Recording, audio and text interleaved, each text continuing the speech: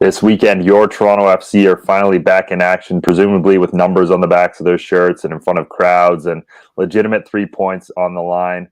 My name is Mitchell Tierney, and another MLS season starting. We certainly here at Waking the Red Weekly hope it'll be far more normal than the last few for the Reds, considering all the COVID restrictions that have loosened up around the globe. We'll chat about their season opener against FC Dallas, the new kit, Bob Bradley's thoughts on how his team is shaping up, and plenty more.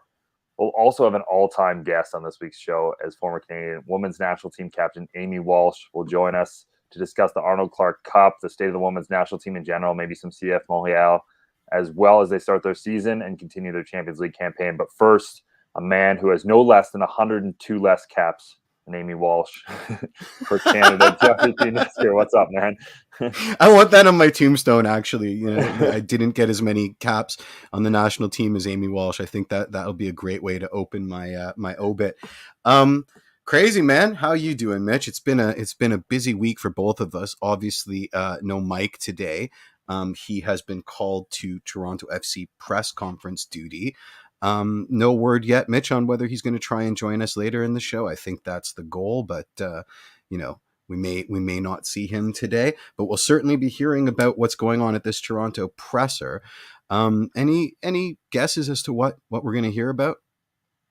No, probably just the general, opening season comments about the team and getting prepped for FC Dallas. I don't think there's going to be anything revelationary from this. I think someone will probably try and ask who the starting keeper is going to be. I think that's maybe the biggest question going into game one. I don't know. I don't know whether we're getting that answer. Certainly not from Bob Bradley, but I don't think there's going to be anything crazy coming out of this. But certainly we'll learn some stuff, and hopefully, like we said, Mike will be on at the end of the show to let us know what he learned. I mean, there should be a drinking game basically for every opening of the season press conference, as long as the coach says we're going to play an attractive brand of attacking soccer, because that's pretty much every opening press conference ever.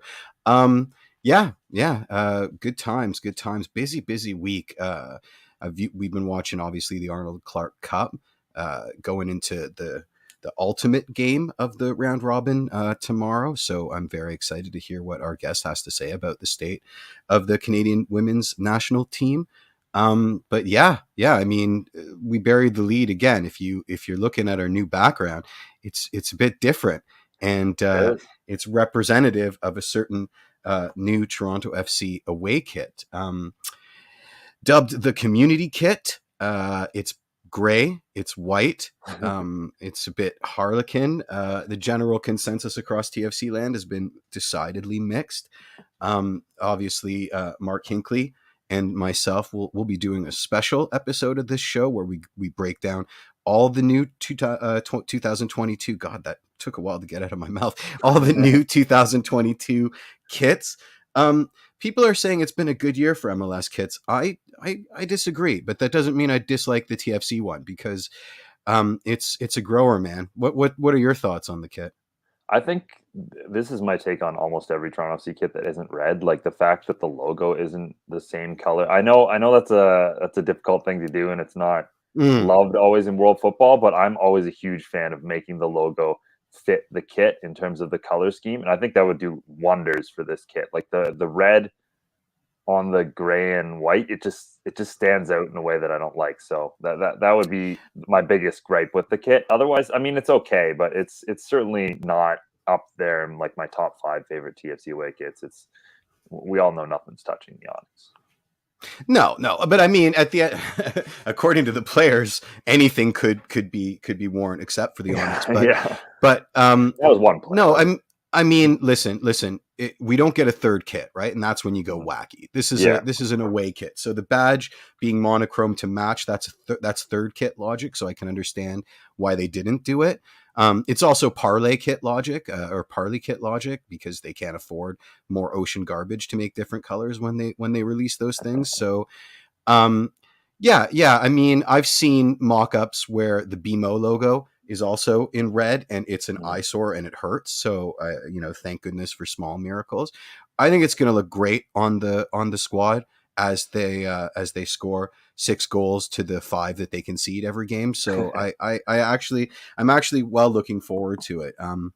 I mean, it can't be ignored that they've raised the price yet again. So, before tax on a non-custom authentic kit, you're looking at about 200 bones before, like the better part of $200. So it's getting pretty expensive to be a TFC kit nerd and collect them all, Yeah, that is true. I will say, I think overall I like what Adidas did, but I mean, it was just the Portland Timbers kit. Like that literally was just like my wardrobe that they put into at least my summer wardrobe that they put into a kit. So that kit is amazing, and I love it so much. And, it's really nice. I'm reserving my final grade to when I actually see how it dances, because I'm not sure what material they used.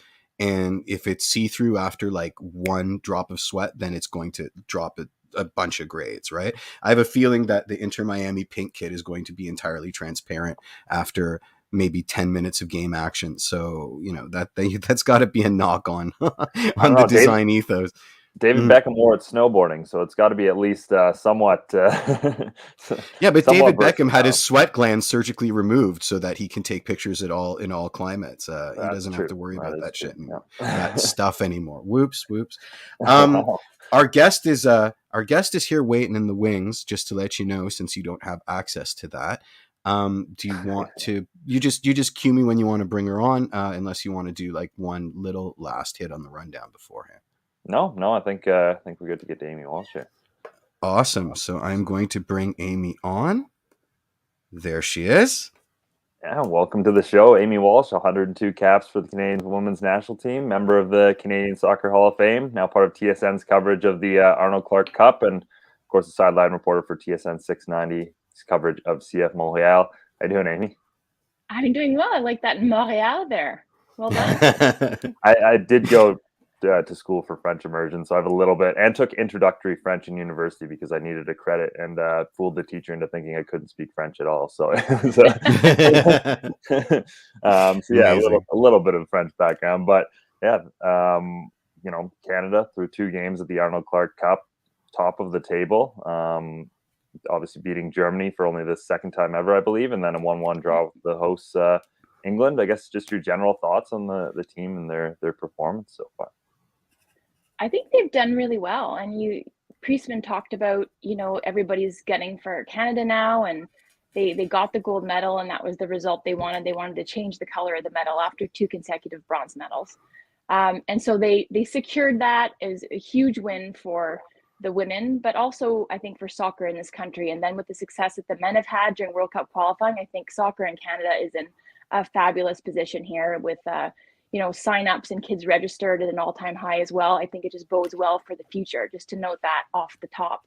But the team has a few new faces.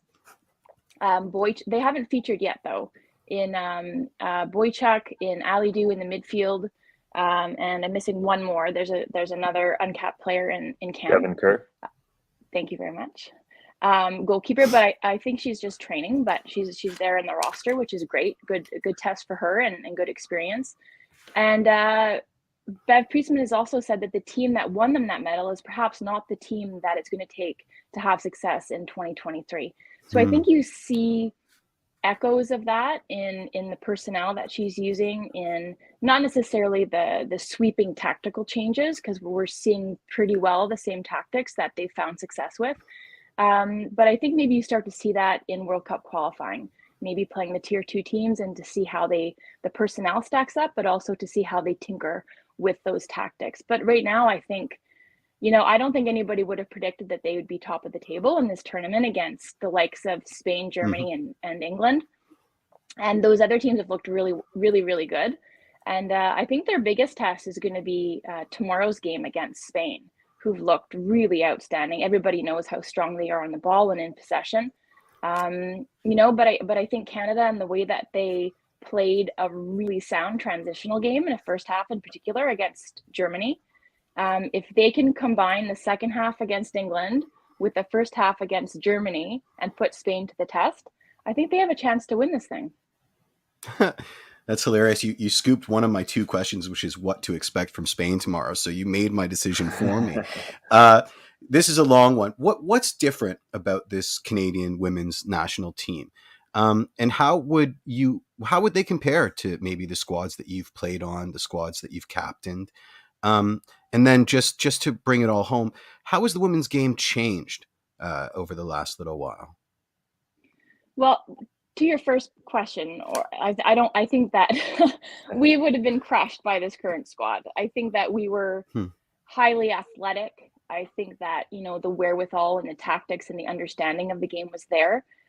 But skill-wise and technique-wise, I don't think those squads of my heyday would have been able to compare with the current squad. So there's that. I think, the Canadian mindset of working hard, that blue collar ethic, I think that remains with this team, but then they've layered on the technical prowess, and they've layered on the more refined play through the midfield. Where very much I was a ball winning player, and my job was to do the grunt work, to do the slide tackles and the heading and the sweep up all the knockdowns, and then pass it to somebody who would actually do something with it at the international level. And then how the game has evolved, I think worldwide, you're seeing it particularly with Spain, with the advancement of the professional environment and having a league, a domestic league to grow in and to really deepen that player pool.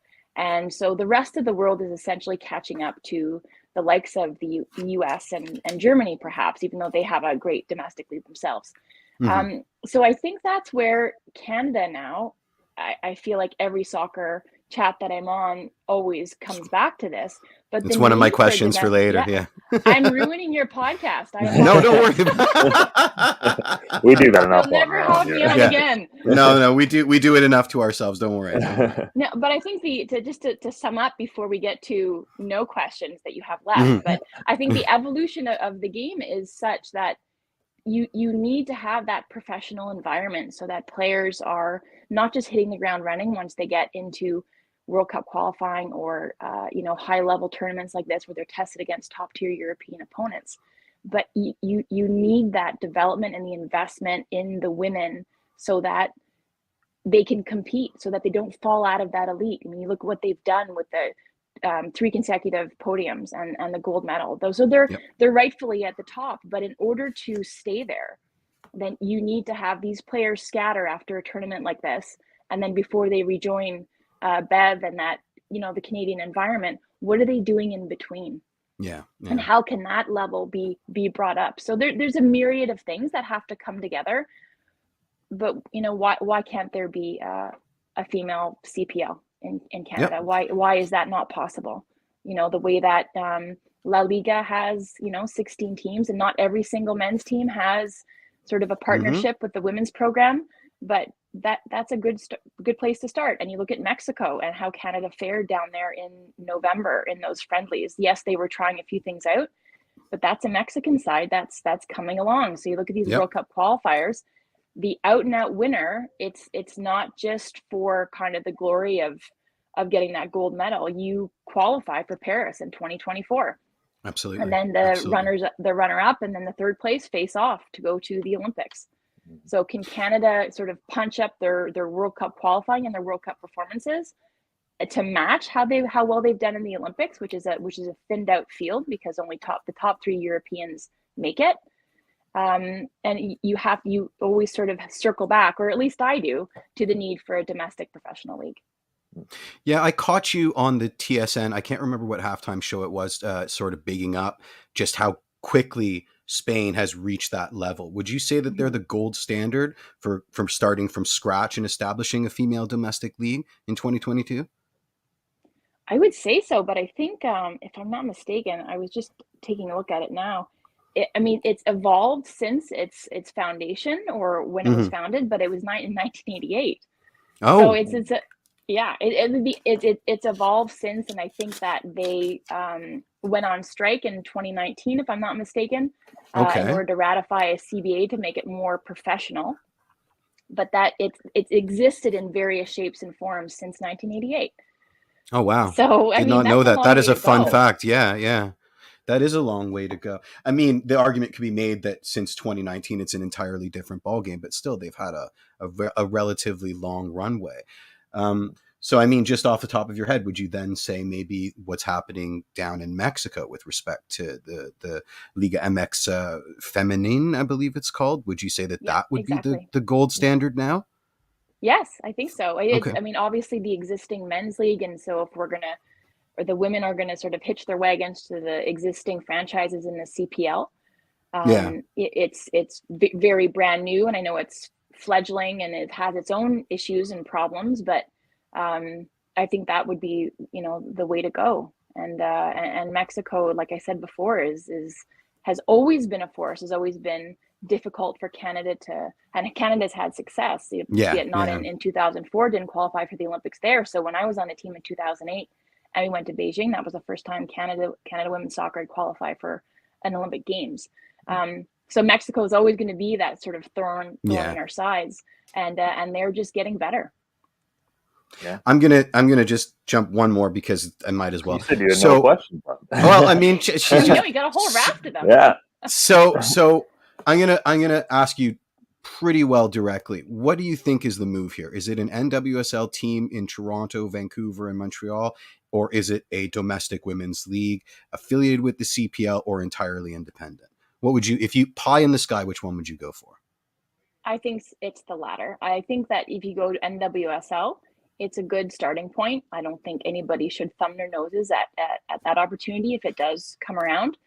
But I think, and Diana Matheson has spoken about this, one NWSL franchise would offer, you know, very select few the opportunity to play for their country, and then also women in managerial positions, maybe referees, support staff, game day ops, all that sort of thing, to Canadians, but specifically female Canadians.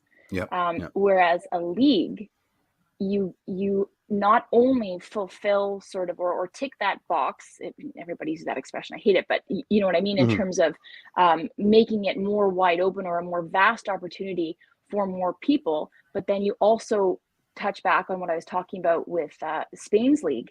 You're able to really deepen that player pool. So what you see now for the roster at this Arnold Clark Cup is it's the upper echelon of elite soccer in this country. But then if you drop down to sort of tier 2 or tier 3 in terms of the players who are available at U Sports, at NCAA, you know, toiling in Europe, at, you know, or various other places in the world, or Scandinavia, a lot of players in Norway and Sweden. I think those players after college or whatever they're doing, if they don't get that shot at the national teams, for some of them that means the end of their career. And so a league like this doesn't only mean a promotion, promoting these women and visibility for these women, but it means that pool then just becomes bigger, becomes deeper, and then Canada by default gets better, because just because you're done college at 21 or 22 and you haven't been in the provincial systems or the youth national team systems doesn't mean that you're the way that you're evolving as a player or your development as a player just stops. Yeah. You know, you look at Vanessa Gilles as an example. You know, she only started playing very late in her teens, I think 16, and she's still coming along leaps and bounds. She's fabulous defensively, but then on the ball, her evolution continues. So if you just to finish up now, so if you give that opportunity, you create places for these women to play, then the sort of the sky is the limit for how far Canada can then sort of take their performance on the international stage. Well, I go ahead. Well, I think you've seen that on the men's side, right? Like when Toronto FC came in 2007, yes, that was good for the men's national team and helped, but you know, things only really started to progress once they had the League One Ontarios and even with the Canadian Premier League, once that fully developed. Like, I don't think it's a coincidence that the men's national team is finally up the table now that they have their own league and their own infrastructure there versus just the one team there for Canada. So I think it's exactly like you said, the same thing on the women's side as well. But just to go back to the women's national team, you did mention this tournament in some ways is sort of a transition, certainly towards the younger group and that sort of thing. And one of the things we've seen Certainly to indicate that is Jessie Fleming wearing the armband for one of the games. How important was that as a moment for not only the passing of the guard of the team, but also for her own development as a leader, and the fact that this is kind of Jessie Fleming's team now in some ways?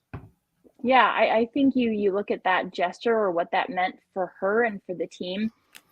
It takes you back to Christine Sinclair passing her the ball for the penalty. It's the same, maybe not the same sort of impact, but I think her recognition in her play at Chelsea and how she's toiled away there and is now seeing way more minutes, and she's in a professional environment. You see her impact immediately on that field. And so Bev Priestman talked about that captain's group, and it's more than the players that I'm just going to mention, but there's a rotation of the armband between Jessie Fleming and Desi Scott. And then we might see another player wear the armband tomorrow, but I think she spoke about it being rotated. So don't be surprised if there's a different captain tomorrow. But no, Jessie Fleming's just somebody that wants the ball, and Bev Priestman has asked these players to be brave. And to me, she epitomizes that. She wants the ball. She wants to do the dirty work as well. I talked about the blue collar mentality before. She's all over the place. Her timing is impeccable on tackles. So she does all that stuff as well. And then Quinn in that midfield, they have done a fabulous, fabulous job. That ball that they played in behind the German defense to Nichelle Prince, curled it with the right foot in behind that center back for the onrushing Prince. And then I was befuddled at the lack of a call there, because that was a red card. If anybody watched that game, there were a lot of questionable decisions. But to come back to Quinn, they've been a revelation in the midfield for me. So looking at that connection and Quinn playing from a deeper position, and also the good work that Desi Scott always does for Canada in that say number 6 position, the link play between Quinn and Fleming has looked really promising for me. Yeah.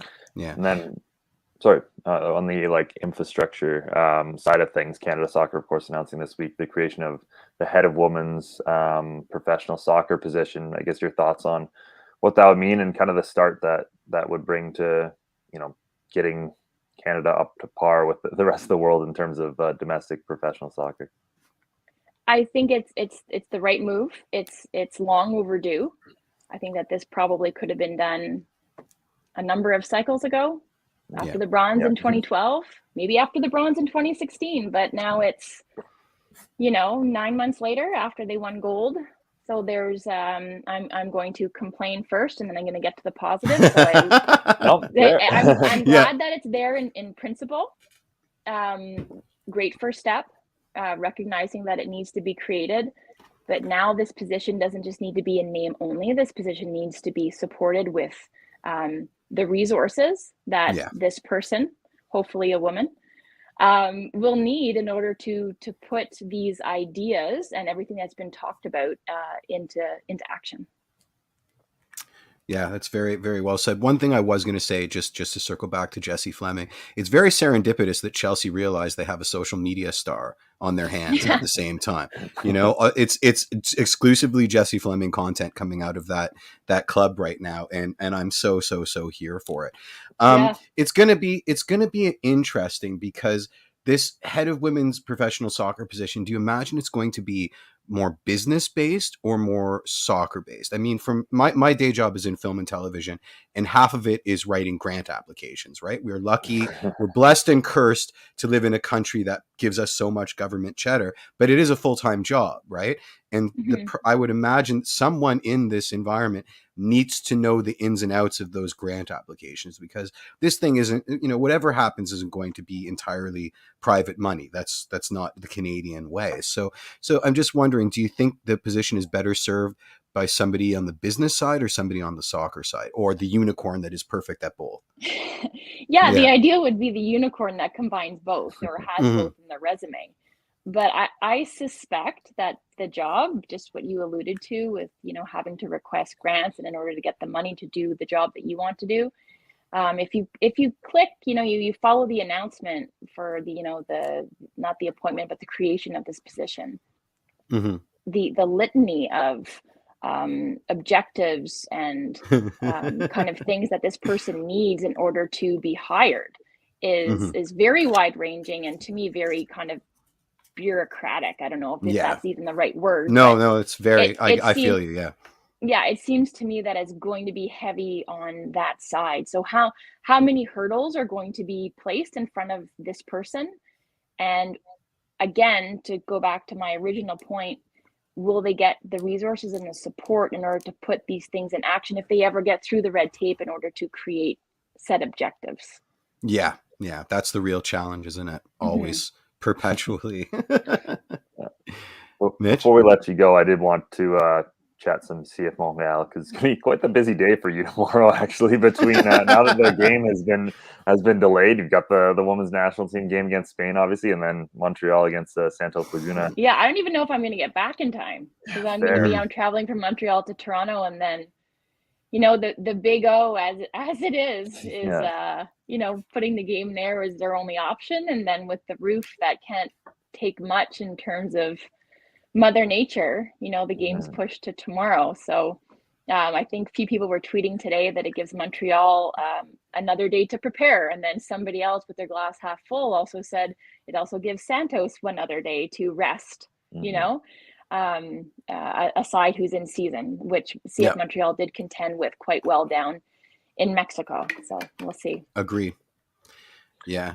It's going to be an interesting game. I mean, Santos is kind of your CCL boogie team, so it'll be, you're gonna come out. Those guys are going to come out for it regardless of the venue. That's it for me, Mitch. You got a wrap up question? I guess just your thoughts on probably one of our favorite signings of the offseason, or I guess it was a trade for Alistair Johnson, and what he'll bring to this Montreal side, because I think we're all quite excited to see that Montreal backline in general. Just the fact that it's so close to the Canadian men's national team one, and just the chemistry that will build. Yeah, for sure. So with Waterman, Miller, and now Johnston coming in, that's going to be pretty incredible to watch, and I'm sure John Herdman likes that a lot as well. But then they signed Rudy Camacho. Contract talks broke down in the fall, and that didn't look like he was done with CF Montreal, and he's back in. And then Gabriele Corbo on loan from Bologna, sort of a more right-footed guy who didn't have a great showing to me in the first game against Santos, but I think they believe that he can offer a whole lot more. So with COVID, with this delay, I think Johnston maybe checks in, and then Kay Camara, who has caused problems for, his really lengthy everyone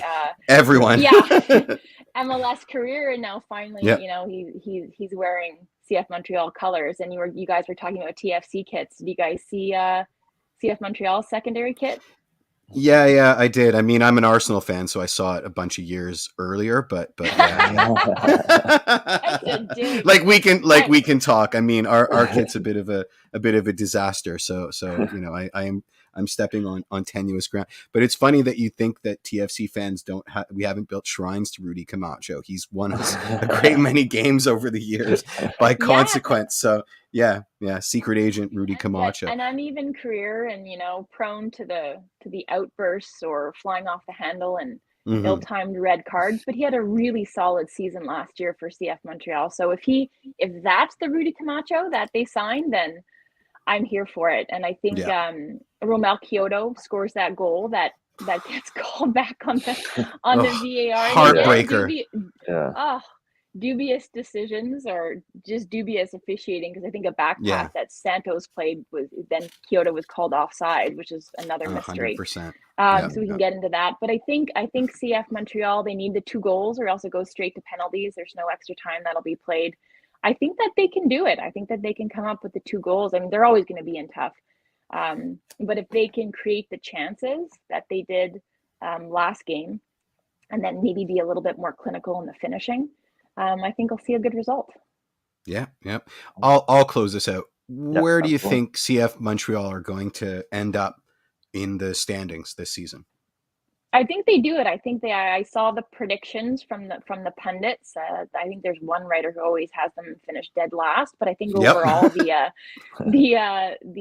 sort of the prognosticating was quite positive for CF Montreal, and I think rightfully so under Wilfred Nancy, who's I think amazing. really I well love him. respected by his own players, which is the most important. But I think now he's getting the respect that he deserves sort of across the league. And I think this team has the capacity to do it. So I think they'll maybe finish, well, I'll say 7th or 6th, maybe best case scenario. I have but them higher. You do? Mm-hmm. Yeah, I think absolutely. they make the playoffs this year. I'll just say that to be safe. Oh yeah. I don't think there's a shadow of a doubt that they make the playoffs this year, and we probably get whatever the rules are now, 2-leg no away goals, or they have to lay on their head. Whatever MLS decides the rules are for playoffs this year. I have a feeling that the old rivalry will manifest anew. This was a pleasure. Thank you so much for agreeing to be on our show. We'd love to have you back again. And good luck. Good luck on your crazy busy day tomorrow. Yeah, absolutely. Thank you so much. And hopefully Canada women can win the tournament outright tomorrow. Not have to depend on how Germany and England finishes. If they can just outright beat Spain, that would be great for this program. And in a year that's kind of a rebuild, since they missed that kind of COVID year in terms of the cycle and all that sort of stuff. So wish them good luck. What is time also anyway? CF Montreal. Right? Yeah. I finally have to buy a calendar again, and I'm scared. But yeah, absolutely. We'll see you next time. Have a good one, and thanks again. Thank you, guys. Cheers. Bye. That was great. Absolutely wonderful. That was awesome. We got a comment here from one of our favorites, Axis of Evil, and he wrote, the league has to make sense economically. It shouldn't be subsidized, especially by the government. I kind of subtweeted him when I was talking to Amy just recently, because that doesn't exist in Canada. I mean, everything we do is subsidized by the government. Yeah. And so I think that's an unfair I think that's an unfair metric to put on any brand new sports league, regardless of the gender of it. I especially in Canada. So this will be subsidized. It will be checking off boxes for how much it achieves culturally across the provinces. That's just the way it works here, and the way it will always work. And I have no problem with that. I mean, this is something that where the soft benefits or the term escapes me, but the non-fiscal benefits, whereas what you're affecting, the neighborhoods and et cetera, that's something this league is going to bring in droves. So I mean, what better thing to get funded by the Canadian government than something that unifies the country and brings us all together, right? The men's leagues in this country have been getting some pretty dubious funding from the government for years. Exactly. So exactly. Why are we batting an eye at this right now? Exactly. So back to the rundown, Mitch. Crescito rumors are heating up. You want to elaborate? Yeah, reports from Steve Buffery out of Italy as well that Domenico Crescito, the Genoa defender, an Italian international, will join Toronto FC in July, presumably on the same private jet as Lorenzo Insigne. The 35-year-old fullback can also play as a central defender. He's 266 appearances for Genoa. Obviously, mentioned the age that'll be of concern for a lot of Toronto FC fans, and I'll mention he doesn't have a long injury history in his career. He's been one of those players who's been consistently able to stay healthy. How old is he? 35 presently? 35, yeah. Okay. Yeah. And as well, Toronto FC's backline now has a lot of youth in it as well. So I think, presuming they make this signing, it's a pretty ideal one where a lot of these young guys will get a chance to deputize under an Italian international fullback. He can play center back as well. I think It's a pretty ideal signing to round out that backline, provided they make it. So a couple of weeks ago, we were discussing about the need for that one veteran fullback to sort of balance out all these young guys that are new converted modern attacking fullbacks. Is this the guy? Is this the move? That's the guy? I think so. Yeah. I think this is the pedigree of player. Obviously, they have their MLS veteran in Shane O'Neill. They have their stud center back in Carlos Salcedo. And they have an up-and-coming CanPL guy in Lucas Magnon. So I feel like they fit they hit all the profiles of every check. Yeah, absolutely, exactly. Absolutely. So sorted at center back and full back. What does that mean? I mean, is our midfield thin? Because in the system that we've seen paraded about in these preseasons, there's not a lot of room for midfielders anymore. There's like 3 guys and that's it. And two of them are like locked in starters, right? And Mhm. if you're putting pause in the midfield in some kind of formation, three of them are locked in starters when they're healthy. So, what do you say to the concern going around TFC Live that we need to sign about 100,000 new midfielders before we're competitive? Because I think that that's ambitious and maybe a bit short-sighted. I think so too, especially considering the conversion of some of these players, of Jaquil Marshall-Ruti now playing as a fullback, of same with Jacob Schaffelberg. And Mm-hmm. also, like, this is one thing that probably merits a wider discussion as well. But I'm looking at Toronto FC's roster and the way they've done in preseason and everything else. I think this team is just better set up this year in so many ways. I agree. They Well, for one, they had a proper preseason where they were able to, not have to go into COVID lockdown halfway through, which obviously Truth. was a rough start to last season. But also, they have a very nice mix now of veteran players who can come around these young guys. I mean, we've heard the praises of Carlos Salcedo being rung out throughout, and we've seen it on the field in Yeah. preseason. That's one of the great things about watching those 100%. Yeah. preseason games without the crowds there, is you can hear all the communication he's doing with the younger players, all the ways he's talking to those guys. And it goes into the midfield with Bradley. They've got Pozuelo up front, I mean, not only do they have these guys now, we have Insigne coming in, who's also a Yeah. leadership character as well. Not only do they have those guys, they have the better versions of them. Like, we all know what Paz was going through last year. Yeah. We all know what these Yeah. guys must have been going through being Fair. away from home in a hotel room. Like, you're not getting the best versions of any of these guys. Now Yeah. they're hopefully going to be more settled. They're going to get to live their home lives. It's Mm-hmm. just going to be so much better in terms of having these veteran guys in there in solid shape to then bring a Jaquil Marshall-Ruti under their wing and help Yep. them develop. So I think they're in a much better shape than they were at the start of last season. And I think they're in a much more conducive environment where some of these young guys are going to get the opportunity to legitimately live up to their potential. 100%, as opposed to just being thrown out gladiatorial style into the lion's Exactly, den yeah. like they were over the last 2 years. Mhm. I'm remiss to say this, but you know what it's starting to remind me of, Mitch? 2017, off-season 2017. Everybody to a man in this club has a chip on their shoulder, and it's the Mhm. same chip. Yeah. And that worked out pretty well for us. So, if we even capture like a little bit of that fire, a Mhm. little bit of that, then hold on to your hats, ladies and gentlemen. Mhm. Yeah, I think. Sorry, I just got distracted because one Axis of Evil agrees with us. If our predictions on the formation come true, Crescido would be a perfect fit. I agree. And then there are people that are still talking about Bellotti. And I don't want to talk about Bellotti. We can't afford him, guys. We have money, but that would eat up all of our money.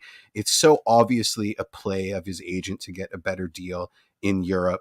Mhm. Let's just put this to rest. The Bellotti rumor is just that, it's a rumor. I've heard no movement on it in months. I just don't see it happening. An MLS team can't. I mean, it's just unless we pull a Blaise Matuidi and buy him Liberty Village and get away with it, it's just not happening. And I don't Mhm. think he wants to be here either. So, Nathan John, we're Yeah, 4 I days like away. this comment. Yeah. Yeah. Do you feel that we're ready? So much feels hinged on whether JMR, Shaft, Jaden can play and hold their own all season. Yes and no. I mean, I've maintained from the beginning this is going to be a tale of two seasons, right? We're going to get a Mhm. relegation battle until July, and then we're going to maybe pull a Seattle Sounders. But I do think that the definitive language about are we ready is so ephemeral. Like, many years our fates hinged on whether Josie's hamstrings could perform, right? So are we ready is just are we ever ready? The season starts and then you find out, right? I think all of us would agree to a man. It doesn't feel like we're ready because this has been the most insane off season in the Yeah. history of the club. Which So is of saying course, yeah, something. it's saying something. Absolutely. So 'Cause of course yeah. it doesn't feel ready. And until Lorenzo Insigne walks down that tunnel and gets a DNA test, I still don't believe that we actually signed him. So what do you say, Mitch? Do you think we're ready, or do you think? I mean, Well, I think that's almost a good thing. Like, again, they do have those reinforcements coming in.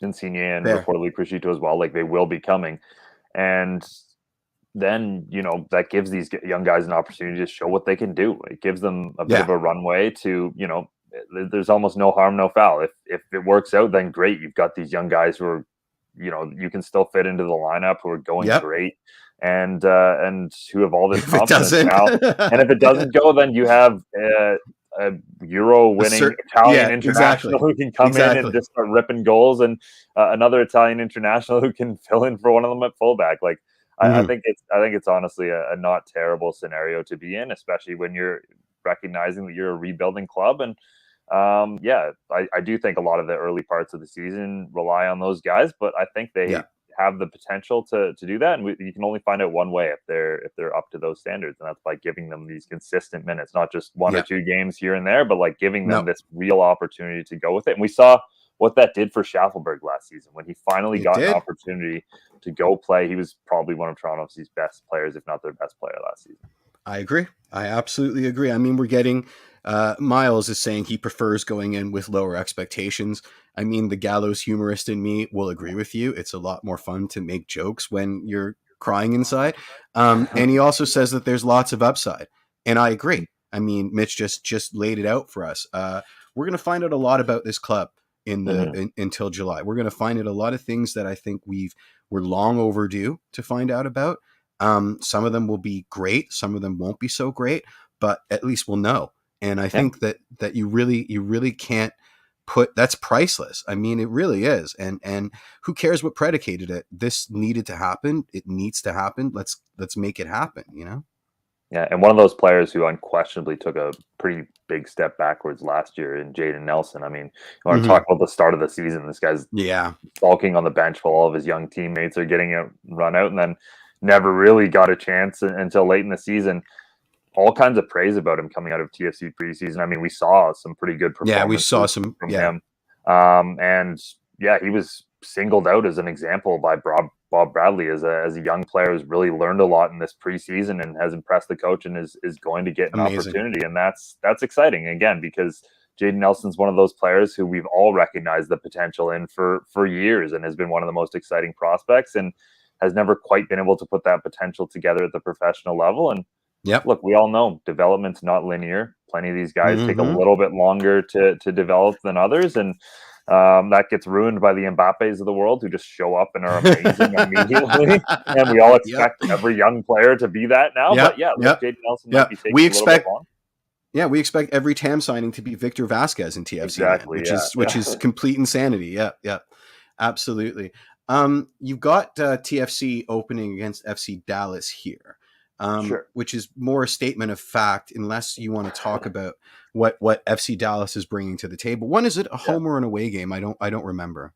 It is an away game. Yeah, it is in Dallas. Nuts. And we can talk a little bit. I think you're right. Like, there's no sense previewing a game in depth when we haven't seen either team play like in any legitimate competition in a while. But FC Dallas is also rebuilding because they lost.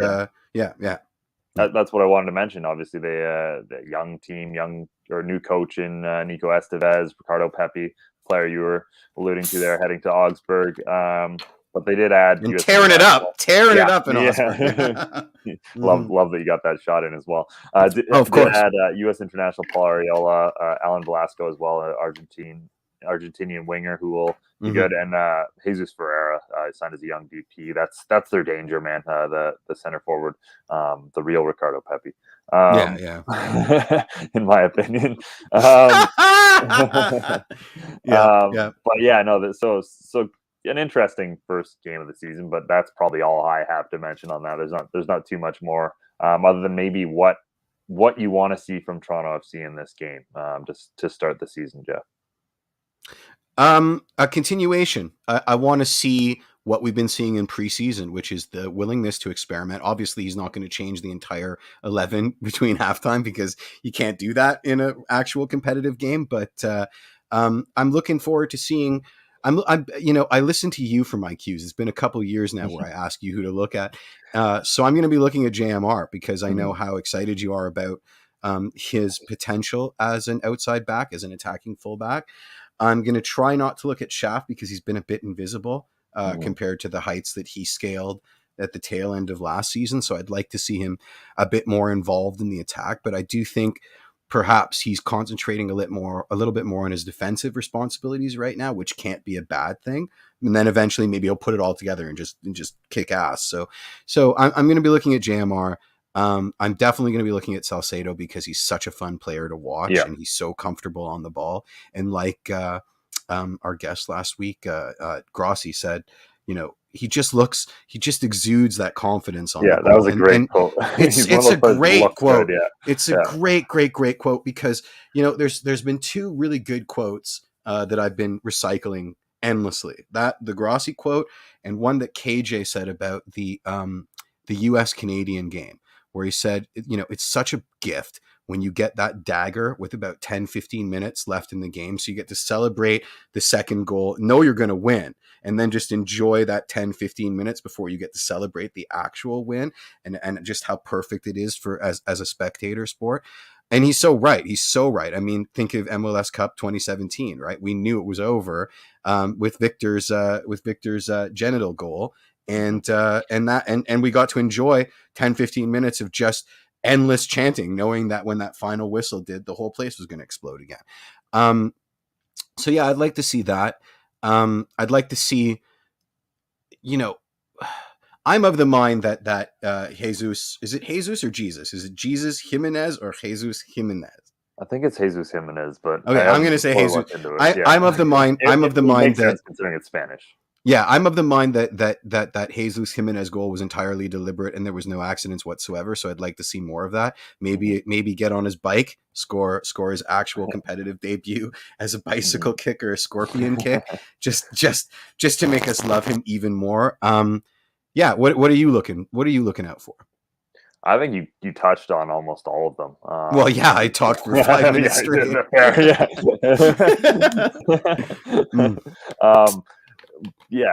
Between Salcedo and Jakir Masharuti and obviously the new signing up top, Jesus Jimenez or Jesus Jimenez, whichever. We'll be corrected on it. But I'm confident it's Jesus Jimenez. It's La A. It's Jesus La A, man. Yeah. Nice. That's certainly in it for me. I do want to see the midfield as well. As midfield we barely ever saw operate at a high level, and we saw some really nice stuff between like Pozuelo and Osorio have always had a special connection, and as Osorio gets better and better as a player, like that connection's developed even more. So I'm really excited to see what that midfield brings this season, because I think there's a lot of talent in there, and I think that with the guys around them, it's going to be so much more fun to watch this year. Yeah. So yeah, those are a couple of things, and again, all of the young guys like Schaffelberg's opportunity to play fullback, which he struggled at a little bit in the last preseason game we were able to see, but that as well, and Baden Nelson if he gets in, his ability up top. I think there's a lot to be excited about and a lot to watch for in this early part of the TFC season. Who gets the start and goal? I have a sneaky feeling it's going to be Bones. So do I. I don't really have a concrete reason behind that. Maybe it's just left over from last year where Bones kind of inexplicably got all the starts. Yeah. But I do hope, and I do think Bob Bradley is going to be much more fair in his goalkeeping distribution this season. Like if the guy's struggling, like he's legitimately going to flip between the two. Whereas obviously there was the weird scenario where Bono seemed like he could do no wrong last year, right? Certainly under Chris Harmis at least. I mean, the goalkeeping situation at LAFC was atrocious forever. They went through keepers like nobody's business. So I expect him to be a bit more brutal than we've seen especially over the last year. As to who starts, who knows? Honestly, who knows? Yeah. I'm the same as you. I'd like to see New Boy start. I can't pronounce his last name, but I'd like to see. How did you say it? Ranjit Singh. I'm gonna have to practice that in front of the mirror. I absolutely. I think he deserves to get some starts. Absolutely, if not hold down the fort at TFC too. He's a quality keeper. Again, very small sample size, but I was gonna say, you know how I know. He's my favorite. He's the best goalkeeper I've ever seen.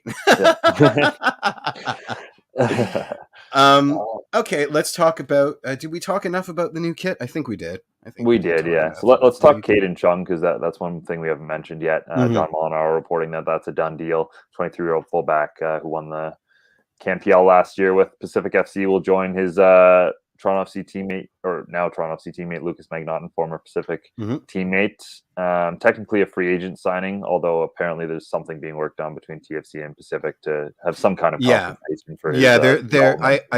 Yeah. I don't want to. I've heard rumblings of it as well, but I don't know the full specifics of it, and Mhm. I don't want to. I don't want to dumb it down to something weird like FIFA mandated solidarity payment Yeah, shenanigans. But it's something along those lines, and it's not nothing. I mean, yeah, the CPL's operated at a budget much lower than the MLS side, so every little bit helps. absolutely. Um, and Pacific made some mistakes in terms of their signing, as evidenced by their cupboards being raided bare by Forge FC and TFC. And I'm sure they'll learn from their mistakes, but it's nice to know that the club is going to get something for Caden Chung, because Mhm. he's a quality fullback. He's speedy. He can score. I mean, we've seen it. Mhm. He can score bangers.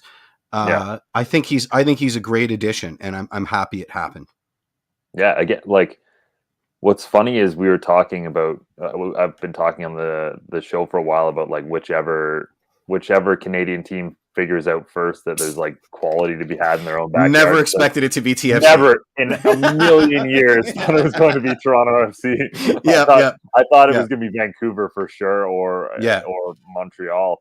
But yeah, never in a million years thought it would be Toronto FC. But I think they've done a really good job of getting two of the better players in the Canadian Premier League into their system, and I hope Yeah. long may this continue, because, like I said, not only is this good for Canadian soccer, it's good for TFC if they can It's great keep for bringing in TFC. these guys Yeah. and proof of concept, getting these guys some minutes, because Yeah. there's some really good players in the Canadian Premier League that are absolutely MLS quality. Absolutely. It bodes so well to the future. I mean, the CPL had to suffer in pretty majorly off the back of this pandemic with respect to Mhm. what they could or couldn't do and the minutes allowed to players. So to see them get their deserved comeuppance and be able to jump up a level despite all the shenanigans that they've had to endure, it bodes well, because once we're back to a certain level of normalcy, I expect there to be a much huger thoroughfare between the CPL to MLS. Yeah. And this is the first generation. Well, I mean, Joel Waterman was the first generation, but this is the second-ish generation.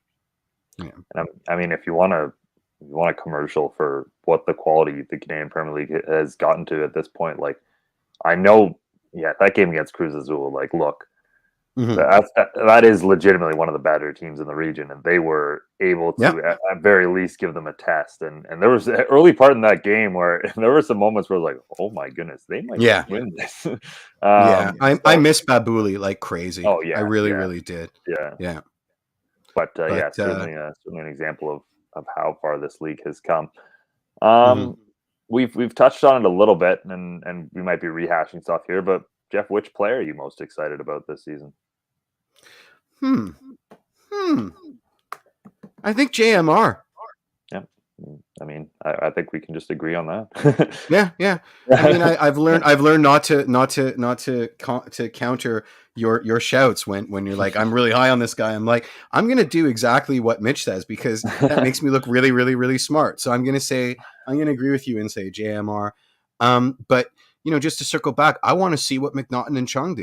Yeah. I really want to see how they integrate into MLS. I want to see what they can do at this so-called higher level, especially Mhm. at the top of the season, because there's so many teams that are going through some serious rebuilds. So there is an opportunity for them to sort of establish themselves as real ballers at the outset. So I mean, it's all positive. Other people want to get negative about the fact that we have like 5 players. We don't have 5 players anymore. We don't have a ton of players, but let's remember this is Major League Soccer, and we're not fielding like a B team that can compete in Europe during the Mhm. week. Like that's just not the reality here. And yeah, I mean, it's coming fast. It's coming thick and fast. So we're going to find out really quickly all these things we've been asking questions about for the last couple months. Yeah. I think you'll have to forgive me a bit of a hipster pick, but Lorenzo Insigne, I'm kind of excited to watch him this Who's season. that? Who's Yeah, that? Sounds it's one of Italian. their smaller, Yeah. one of their Yeah. smaller Mhm. signings. But the another guy I'm really legitimately excited to watch this year when he returns from injury is Ayo Akinola. A Yeah. player when he's been healthy has been scoring quite a lot in MLS action. And, there's a lot of talk, obviously, about the departed Josie and his fight for getting on that U.S. World Cup roster, provided they make it. Mhm. Ayo is going to be in a fight for the Canadian men's national team roster. Yeah, he's obviously been sitting on the sidelines for a while, but he's got so much motivation this season. Yeah. Like he's got so much reason to really have an incredible campaign, and he's Yeah. got now finally he's got guys around him between Pozuelo and Insigne and Jaquil Marcharuti and Schaff on the wings. Like the service he's going to get is going to be so much better. And yeah, I think this is a guy who could potentially have an unbelievable season and is very much the forgotten member just because he's been so hurt for so long. Do we have a timeline when he's going to come back? The last I heard was April. Was Yeah, I've bandied been about? hearing April, early May Okay. as a consistent one. I think I think most of the time I kind of push it towards the later with Toronto. Yeah. FC. If they're saying early May, then it's May. Yeah. Don't leave April blank. It's May, everybody. Okay. So he won't have a long runway certainly to get himself back in a Canadian men's national team at any stage. He sure won't. Again, but he's got that carrot there that he can go for. So he's a player that I'm super excited to watch for. Yeah, Matt Doyle at MLS HQ has him down for 20 goals. 20 goals, double-digit assists if he can stay healthy. Okay, so, well, he's Matty Doyle is very high on Ayo. I mean, he's higher on Ayo than I am, but I don't think that's out of the realm of possibility. Honestly, like with what we've seen from Ayo Akinola, like this is a good player, and his international situation, like we said, is now secure. Like he doesn't have that distraction anymore. This is a guy who maybe more than anyone might benefit from what Toronto FC's done this offseason. So absolutely, we spent our contract reflects the faith we have in him, in the player. I think so. All signs point to yes, and absolutely, very much looking forward to seeing what he can do. All right, let's finish up with our predictions here, Jeff. I don't even know if I need a spot from you. I just need playoffs, no playoffs, and I guess we'll do the cups as well. Oh, I think we're making the playoffs. Yeah. I think we're probably going to win the CanChamp because we need to, because I want Champions League back, and I think every new player there's buried somewhere in their contract is an SCL bonus. If there's a UCL bonus, then TFC needs new lawyers. I think CanChamp getting into the playoffs. I think we might do some serious damage. I mean, I think we might pull a Sounders 2016 all the way to MLS Cup. So I'm just going to say it. I think we might do a treble this year, or at least a double. Jeez. Yeah. I mean, maybe not a treble because of our lack of goal scorers until the summer. So I thought you said at least a double. Yeah, at least a double. I don't think we're winning the Supporters Shield. I won't be that ambitious. Yeah. But anyway, what's your prediction? I think they're a playoff team. I think they're a playoff team.